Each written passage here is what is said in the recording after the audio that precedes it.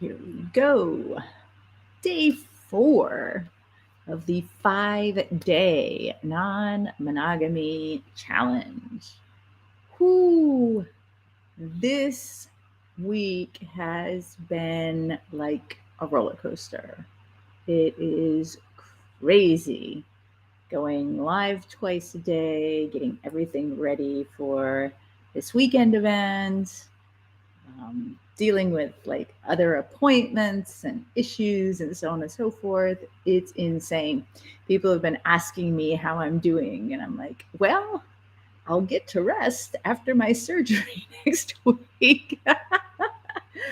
So that said, I am thrilled to have you all here, and super excited to be talking about compersion today. Now, some of you have probably heard me talk about compersion before, or you've seen some of my writings on compersion. Hello, Sabyasachi, lovely to see you. And I've been digging around with the idea in my head that once I get through this next couple of surgeries and I recover and so on and so forth, I've been like playing with the idea of actually creating a compersion, like a mini compersion workshop of, how to uncover and find compersion in our lives and how to build our compersion muscles. Hello, Barbs. Good to see you. And so that's something that I think I'm definitely putting it on my agenda. And it's something I think I'll do probably later this spring. Because I really, really feel that anybody, not just, people in monogamy, can benefit from compersion and what it can bring to your life and your relationships. And again, not just your non-monogamous relationships, but your friendships and your family and so on and so forth. So, yeah.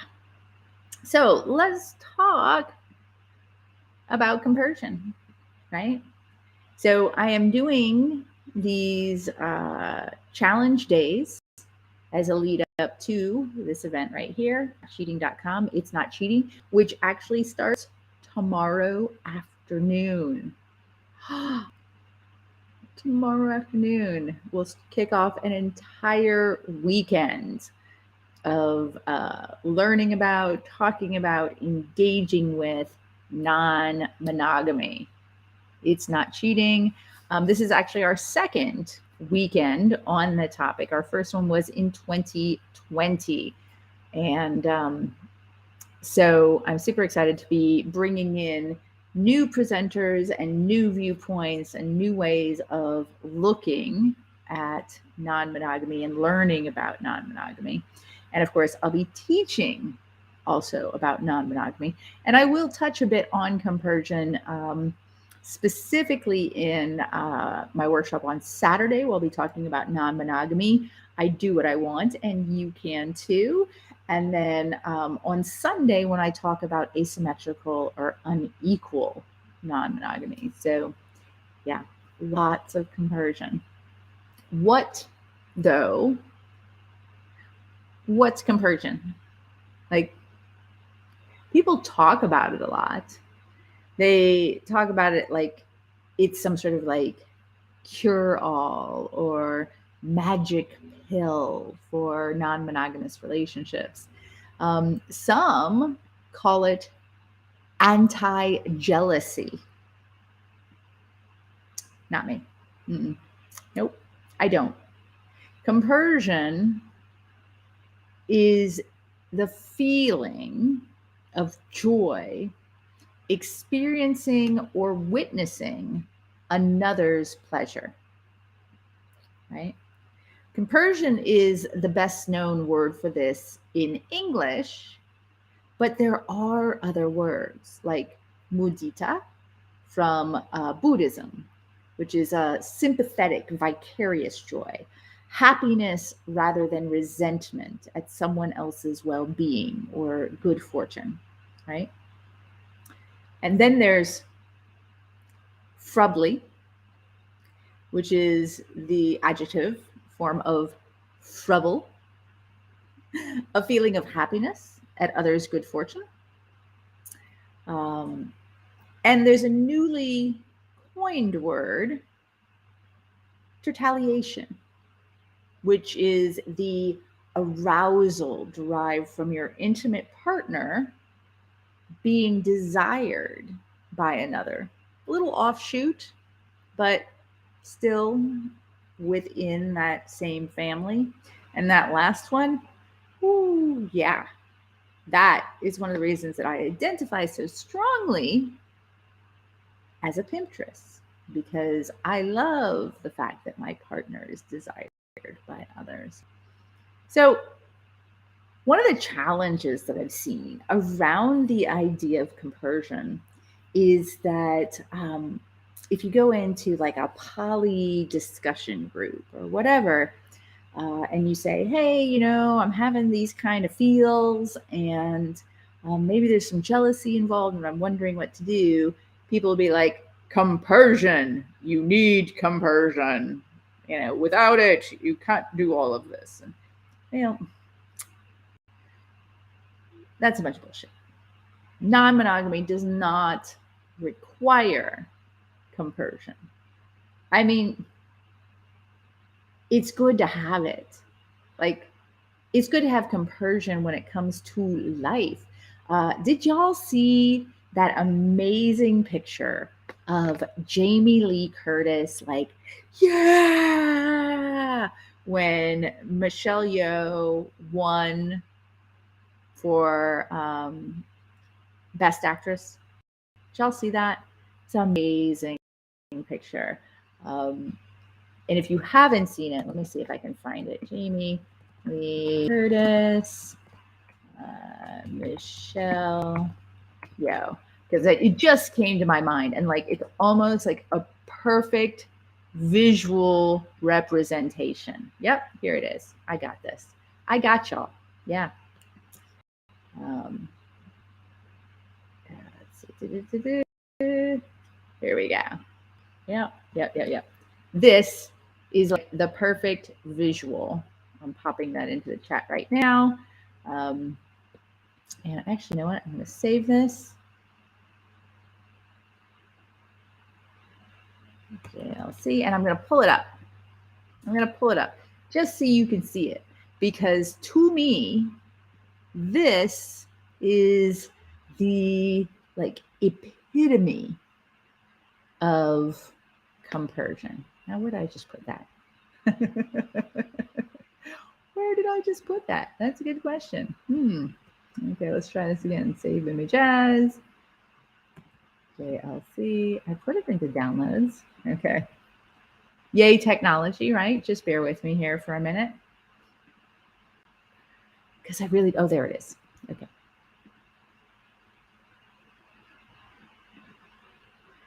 You see that? That right there. That is compersion. Look at her. She is like, oh, yes, I am so happy for my friend's good fortune. Like Jamie Lee Curtis, poster child of like cheerleading and compersion. Right freaking there. Okay. So now Roger says you may need it or want it, but it's not something you can just manufacture. It is not something you can just manufacture. However, it is something you can practice and become better at. They say that compersion is the anti-jealousy as well. Like they say that if you feel compersion, you will not feel jealousy. And I'm going to tell you, that's not true. Compersion is not necessarily a system override for other feelings. Compersion is not an antidote to jealousy. Most humans I know are perfectly capable of feeling joy in another person's happiness and also feeling jealousy or fear or a sick dread or anger or upset or depression or on and on and on. Humans are complex creatures. We are not one thing or another. We are not 100% good at any given time, and we are not 100% bad at any given time. We can have uncharitable thoughts and feelings even when we are ecstatic for each other. So, like, we can both think, good for him. He's put in a lot of work and looks great. And why is it so easy for him to lose weight? It's so difficult for me, no matter how hard I try. Right? Or I am thrilled that she got that raise. She really deserves it. And but I feel like I'm never given as much positive feedback as she is, and I work just as hard. Or those two are really in love and happy with each other, and I'm so glad they're getting to experience this wonderful thing. And I'm seeing them less and less, and it hurts me. Right? Humans are complex. People talk about compersion like it's the be all end all of emotions. Like once you push it, it restarts your emotional hard drive with only positive things like chirping songbirds with ribbons, unicorns farting glitter, and chipmunks dancing with hearts, or whatever your personal vision of all positive happiness is. I'll tell you something. I've never experienced it that way. So if you don't, know you're not alone, no matter how anyone makes it seem on the internet, right? Here's the thing though. Compersion is not only an amazing concept, there are a lot of ways to feel it. So there is emotional compersion. Pardon me for just 1 minute as Birdie, hi, gets comfortable on my lap, which she seems to be taking a while here. So there is emotional compersion, sexual compersion, and intellectual compersion. And each one of those has a different flavor or a different feel to it. So emotional compersion is the one that people most often talk about when it comes to, compersion is the antidote to jealousy. Emotional compersion is when you see a baby smile and you can't help but smile in response, right? Or you see a puppy being joyful and you like laugh and giggle without even thinking about it. Or, your partner walks in the door with a big grin and is like, ah, and you're like, yes, my day has just gotten better. This is emotional compersion. It is feeling joy. It is feeling happiness when another feels positive feelings, right? So that one and this next one, sexual compersion, those are the two that are most common in non-monogamy. As far as if you only felt compersion, you'd be great at this. But here's the thing. A lot of people know how to feel those in situations where they are not already afraid, right? They are not already hurting or jealous or whatever. So Roger says, I was never a jealous person. However, I had one instance where my wife was dancing with someone else He had his hand on her ass and was throwing it in my face. I was pissed. Jealousy can happen. Absolutely. Of course it can. Of course it can.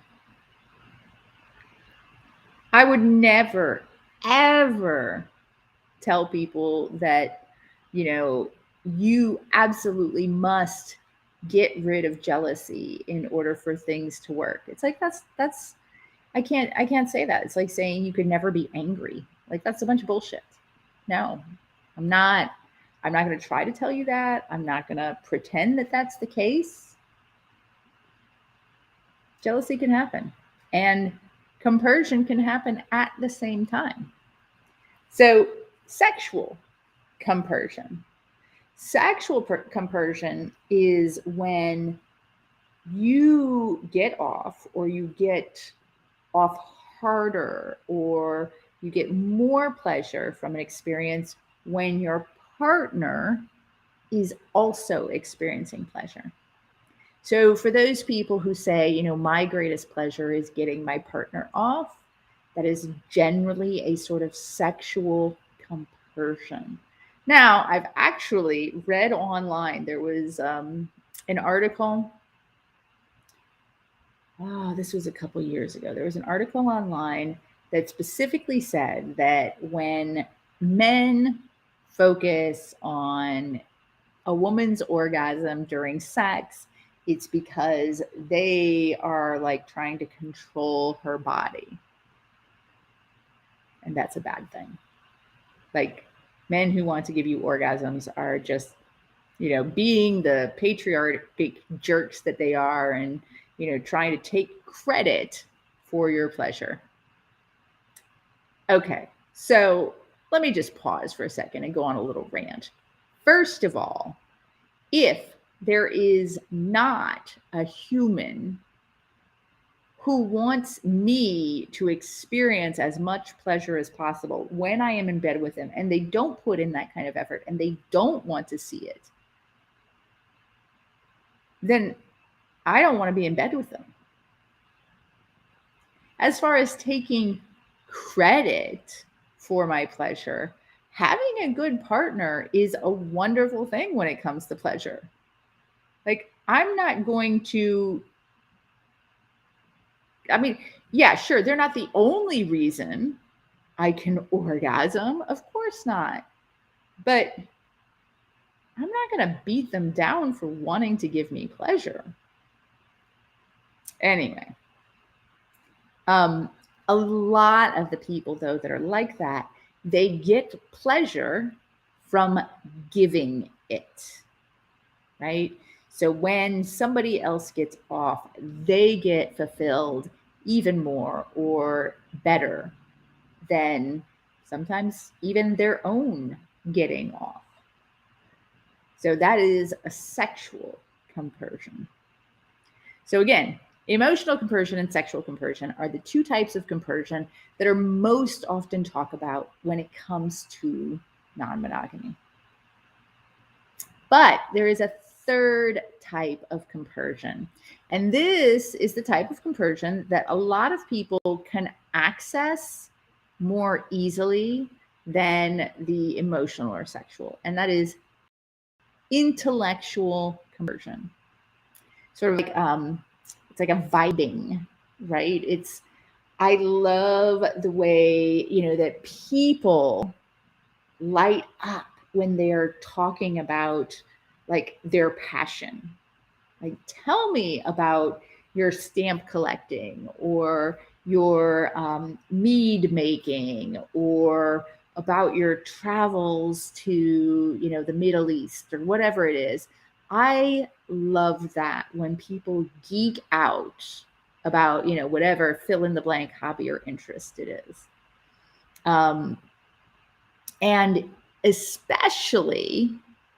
I especially get compersive when, like, for example, my partner geeks out with somebody who has the same passion, right? Like, there are lots of things my partner really enjoys that I could care less about, except that my partner enjoys them. So when he gets to talk about that, with somebody else who really grokks it, I can be intellectually compersive, right? And that level of compersion is something that many people who can't yet or have not yet accessed emotional or sexual compersion can really like get into and sort of make their own. Like, I don't really want to hear about their feelings and I don't want to hear about them having sex, but I can appreciate that this person and that person vibe, right? Like that they share this interest in Magic the Gathering or in, I don't know, competitive pizza making, right? Like I can start being happy for my partner on little things that's connecting them to other humans. And if you think about it, these are also the things that we want to be compersive with for our friends and for our families, right? For the other people in our lives. Sabyasachi says, I'm intrigued. How do you not have basic human feeling emotions, including anger or jealousy? You don't not have it, right? Like, if you can find a way to not have it, usually when people say, oh, I don't have that, what they're actually saying is, I don't allow myself to experience it. And I don't think that that's healthy. Now, I'm not saying that some people don't get better and better at not experiencing these things. Like, I very rarely experience jealousy. But like I was talking about yesterday, I do experience envy, right? And I do experience possessiveness. And like I was talking about on Tuesday, I do experience a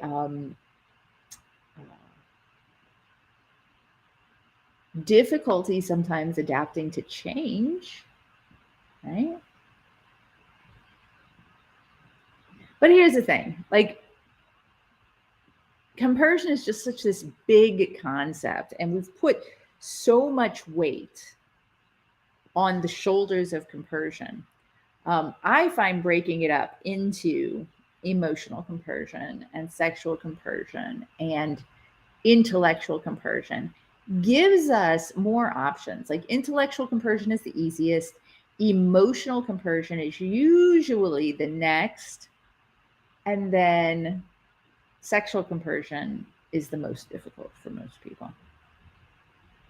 But again, one of the things that I think is most commonly misunderstood is that compersion is not the antidote for jealousy. They can live side by side. People will tell you that you need more compersion to feel less jealousy. And I don't feel like that's a complete answer, because jealousy can get in the way of compersion, right? Lack of empathy can get in the way of compersion. Insecurity can get in the way of compersion. A lack of understanding about what compersion is can get in the way of compersion. Compersion doesn't outweigh jealousy. They are concurrent feelings, right? Because jealousy is really just a sign from your body and your mind that something is not going right. And it's a signal to pause, hit pause, and figure out what's not going right. Right? Like, what is it? So here's the thing. And today's a very simple and to the point discussion. If you are new to polyamory, to non-monogamy, whatever, then you probably want to practice your compersion. Look for it in your interactions. When somebody tells you something that they are happy about, practice finding that feeling of happiness within yourself, because being more compersive may make life more fun for you. It may help you find more joy for yourself in your partner's and your friends' experiences. And if you're totally monogamous, you may also want to practice compersion because it may make life more fun for you and it may help you find more joy for yourself in your partners and your friends. So if you have questions about compersion, please post in the chat and let's talk about this. Carl says, I'd love to be a cuckold, but the wife said, no, help me. No, Carl, I will not. Cuckolding is about what your wife wants. You don't get to turn her into your personal fetish dispenser. Sorry, that's not how things work. Not at all. Don't ever ask me something like that again. Okay, compersion, which, I mean, a question like that, how do I get my partner to XYZ? They already said no. That is the opposite of compersion. That is, I want to put what I want onto my partner, not I want to feel more joy from what my partner experiences as pleasure. Right? Turning this around. Earlier, I was actually talking with a group about that, about, you know, the gaze in cuckolding that tries to force people into fitting a particular paradigm, and it just doesn't work. Matt says, are there tools for building compersion that we can gently hand our partners? Not yet. I was actually just saying at the beginning of this that one of the things I think I'm going to do once I get past this next set of surgeries that I'm going through, is I think I'm going to build a little mini workshop specifically about compersion, because I think that it is a skill that a lot of people could stand to learn. But that said, so I talked about emotional compersion, I talked about sexual compersion, I talked about intellectual compersion. It can be helpful to start modeling and engaging in compersion within your relationship outside of really fraught emotional topics, right? So, like, if you have good friends that are in love, right? Talk about that with your partner. Talk about how amazing it is for your friends to have this love for each other, and you know how it's just so beautiful and wonderful to see them together, right? And gauge whether or not your partner is warming up to the idea of feeling that in a situation that is not whatever your non-monogamy might be bringing to the table. And I will tell you, I mean, there are some people who just, they're not compersive. They're fine with non-monogamy. They're just not compersive. They don't want to know. They don't really care. You know, their life is their life, and that's what matters to them. And that's okay too.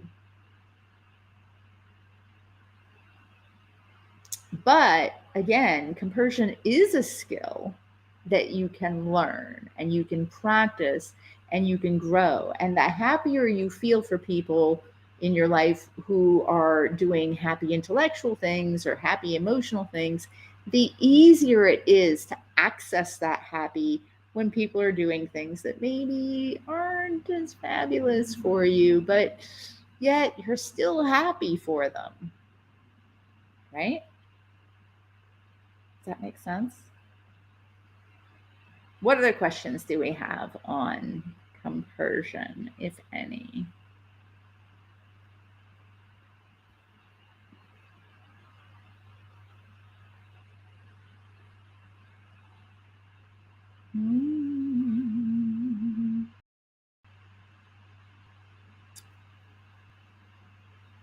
Carl, it's okay. I get so frustrated when, people come to me and they say, actually, you know what? It's not okay. I accept your apology, and possibly think about what you can be doing to make your partner happy and joyous within the relationship that you have, and what you can do to collaborate with your partner within the foundation that the two of you have built, that the two of you agree upon. Because trying to talk somebody into something in a relationship, it's no bueno, right? And for anybody else out there who might be thinking, ooh, I'd like to, ask my partner to do XYZ relationship thing with me, or XYZ kinky thing with me, or fetishy thing with me, or whatever. What I would suggest is make sure your relationship is already like in a position where you can talk about these things and communicate well. And then you can start to collaborate on things from a perspective of, what if we decided to fantasize about this? What if we decided to just, explore similar concepts together and play with them? Sabyasachi, can you give some examples of emotional compersion? Sure, absolutely. So, you ever be watching TV and something like happy happens like on TV, and you smile real big and you don't even realize you're smiling, but because the people on television are like being joyous and excited, you're joyous and excited for them. It's a type of empathy, really. It's feeling your own joy as a result of somebody else's. Yeah. KS, I have a phrase. I love chocolate milkshakes. Make me drink a chocolate milkshake and I would spit it out. Yeah, absolutely. That's the thing. Like, there are lots of things I could learn to love, but if you try to force me to love them, that's not going to happen. Other emotional compersion, like,